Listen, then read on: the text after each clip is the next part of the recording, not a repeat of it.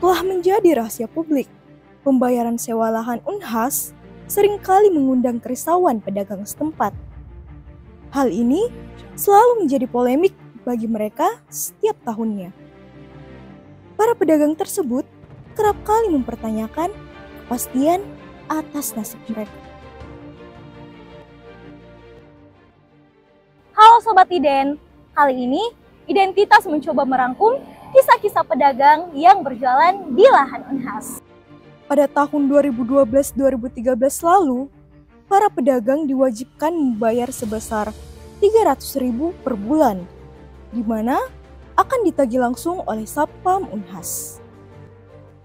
Namun karena protes sejumlah warga, pembayaran sewa pun dihentikan pada akhir tahun 2014. Saat itu, mereka menyuarakan ketidakterimaannya atas pemberlakuan biaya sewa yang tidak merata. Setahun berlalu, sistem pembayaran kembali diberlakukan.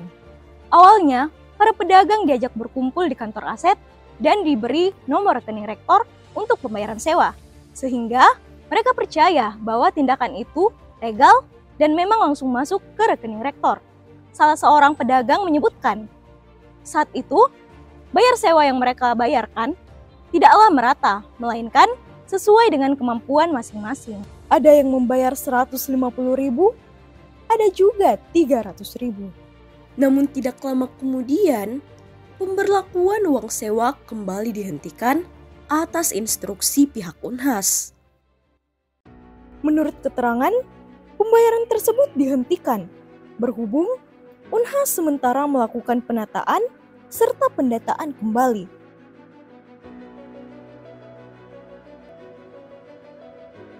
Pada tahun 2019, pembayaran sewa kembali menjadi pembahasan antara warga Pintu Nol dan pihak rektorat. Hal ini bermula ketika sejumlah pedagang menerima surat dari kelompok tugas penertiban dan penataan atau KTPP lahan Unhas untuk kawasan Pintu Nol. Isi surat itu mengundang para warga untuk bertemu di Cafe Sarjana. Berapa jumlah uang sewa yang perlu dibayarkan? Awalnya, pihak KTPP menawarkan harga sejumlah 75.000. Namun, warga keberatan dengan jumlah tersebut, sehingga harga yang disepakati per meternya ialah sebesar 60.000. Setelah pertemuan itu, Bendahara KTPP Muhammad Rusli mulai menagih setiap pedagang yang berjualan di atas trotoar tersebut. Tak sedikit pedagang yang mengaku pengeluaran mereka untuk biaya sewa bukan main jumlahnya. Bahkan, beberapa dari mereka juga kesulitan untuk membayar dan mulai mempertanyakan aturan yang berlaku. Dalam surat tugas nomor 47.1.1.2-1.5.0.0/2019 disebutkan pada poin kelima bahwa surat tugas ini mulai berlaku sejak 12 Februari 2019. Akan tetapi, para pedagang harus membayar mulai dari bulan Januari, Februari, hingga Maret. Sekretaris KTPP, Tri Kamal Saraden menyampaikan, pemberlakuan uang sewa mulai Januari itu digunakan untuk biaya pembangunan, pengelola, air, juga listrik.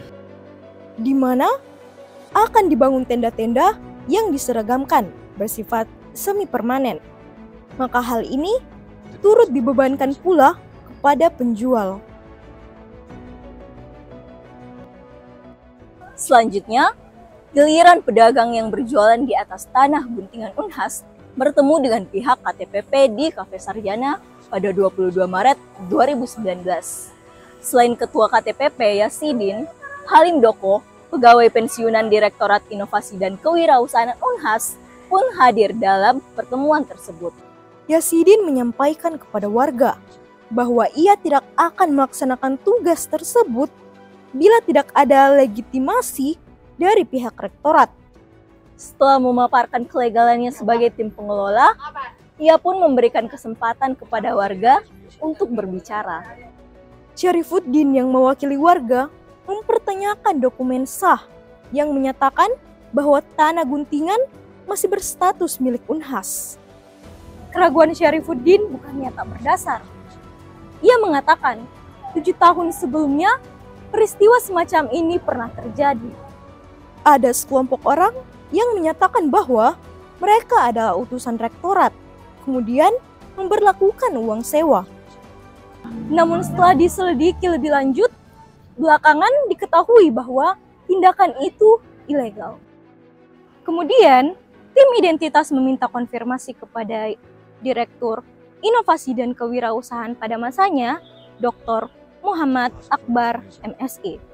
Akbar mengatakan, memang benar ia memberikan amanah kepada pihak ketiga untuk mengelola kawasan Pintu Nol. Pun uang sewanya akan dikelola oleh Yasidin beserta tim yang akan menyetor ke rekening rektor, namun tetap di bawah kontrolnya. Dan saat ini, para pedagang area Pintu Nol kembali mempertanyakan nasib mereka.